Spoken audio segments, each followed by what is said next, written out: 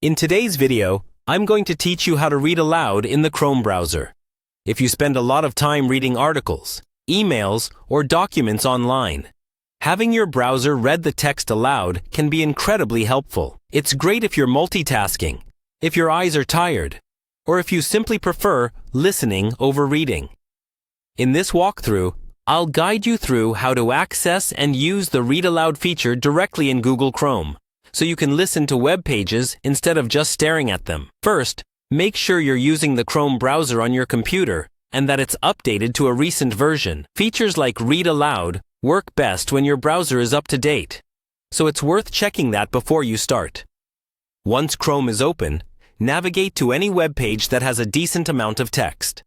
This could be a news article, a blog post, or even an online document. Next, highlight the portion of text you want Chrome to read. You can do this by clicking at the start of the text, holding down your mouse, and dragging to the end of the section you want. If you want the whole article read, it's usually easiest to start at the first paragraph and drag down to the bottom of the page. After the text is selected, look for the option that appears to read the text aloud. In many cases, you can right-click on the highlighted text and look for a menu item related to reading or listening. Depending on your setup and tools you have installed, you may see an option like Read Aloud or something similar. Click this, and Chrome will begin reading the selected text out loud.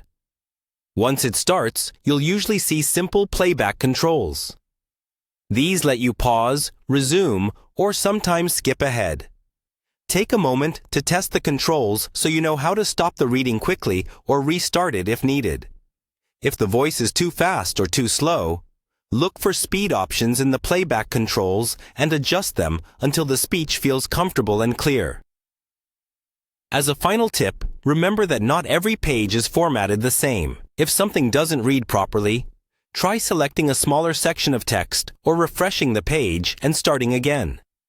With a little practice, using Read Aloud in Chrome becomes a natural part of how you browse and consume content online.